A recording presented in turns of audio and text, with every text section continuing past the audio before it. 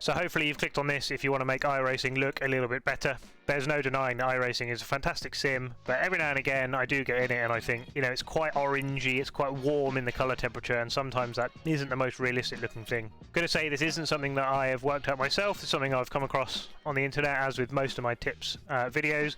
There's a couple of videos on YouTube as well showing the same thing, but I wanted to share this with you in a nice short, sharp way, demonstrate how you can do it, the difference it makes, and then at the end of the video I've also come across something that will give you a small FPS performance boost in iRacing as well. So let's go have a look.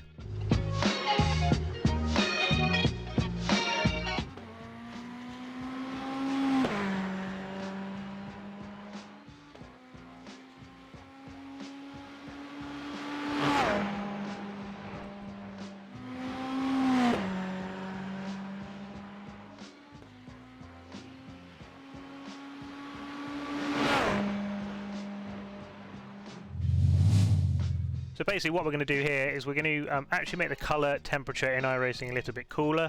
And we're going to try and make the blacks, particularly in the cockpit of the car, look a little bit blacker. Sometimes they can kind of look a bit grey, a bit washed out. So that's what we're going to do. It's done through an Nvidia filter, which means you're going to need an Nvidia graphics card for this to work. If you don't have one, I'm sorry. I think there's things you can do with reshade filters, but I don't know. This is just going to work if you've got an Nvidia graphics card. So the first thing you need to do is make sure you've got Nvidia GeForce Experience installed on your system. Most people probably have. Make sure you've got that from them and that your latest drivers are installed. Then all we need to do is click on the settings cog here and make sure that we've got the in-game overlay set to on. Now we've done that, we can make one setting in an iRacing INI file and we're good to go. So here we go then. First thing we're going to do is make sure that we've got iRacing closed.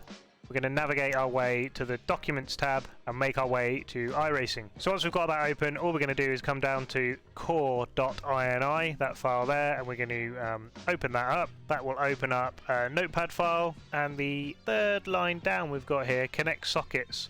That's set to 0 as default here, and what we're going to do is just change that to 1, and file save, and close that down.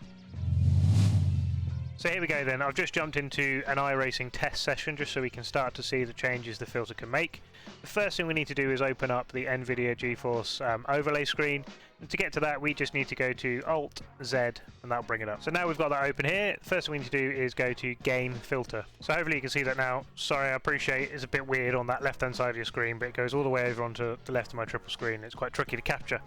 But once you've got that open, you can see here now that we've got the choice of 3 filters. I haven't got any set. I've removed them all, so I'm going to click on Style 1 and we'll start that filter. So the first thing we want to do, and the main thing we're hoping to achieve here, is to adjust that color temperature. So I'm going to add a color filter. You can see when I do that, the whole game and the feel of the color temperature changes immediately. And now we can have a little play from here. Already though, it probably looks a little bit how you might expect a real life video feed to look, so we can start to play around a bit from here. So once we click on color, we've got a few options here. Now I've been finding, and again, everybody's display is going to be slightly different, but I'm going to tell you what I run. It's not going to be the same for you, so probably best not to copy them, but it might give you a bit of a base and then you can kind of work away from there. Probably worth pointing out at this stage that I'm running a 1080 Ti, so it's getting a bit long in the tooth now, and I'm running 1080p triple screens. But hopefully this will give you a bit of a baseline. So tint color, I take that all the way down to 0, which brings the warmth back again. Tint intensity, again, I take that all the way out, which takes some of that warmth out. So then really the temperature here is the setting that I'm looking at. And now I've been looking somewhere around -18 works for me. Something like that. Again, start to play around. You can see if I go all the way down, everything looks like we're somewhere in Scandinavia. And if we go too far the other way, we go back towards iRacing settings. Vibrance I don't touch, and that's all I do in the color filter. So the next filter I do is around the brightness and contrast, and the reason I do something here is because that is what really affects the depth of the blacks and gives you some of that definition back. So once I click down here, these are the changes I make. So exposure I leave where it is, contrast I bring that down to round about 0. The highlights is probably the biggest change. I take that all the way down to -100%. Now shadows is the one where I can really start to make the cockpit look a little different. I come quite a bit higher with this to get some more of that blackness back into the cockpit. I've been running it around about 450, something like that.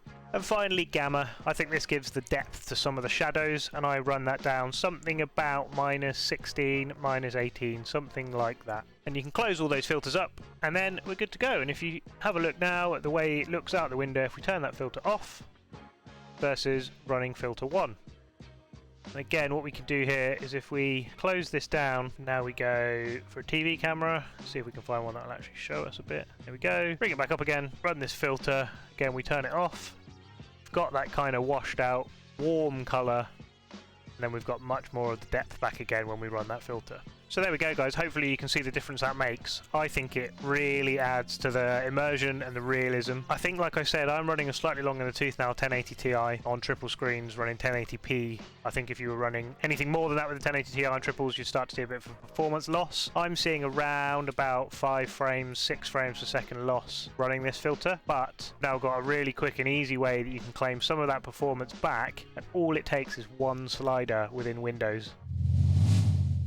So we've made iRacing look how we'd like it. Here's a quick way that we can get a little performance boost if you've got a supported GPU. It's only going to take a couple of minutes. It's super easy. You may as well turn it on in my mind. So all we need to do to bring this up is if you've got your search open, the easiest way to do that is just to type in graphic settings. Click open on that, and then that'll bring up this screen. All we need to be doing here, where we've got hardware accelerated GPU scheduling, is turn that to on. We need to restart your PC before that takes effect.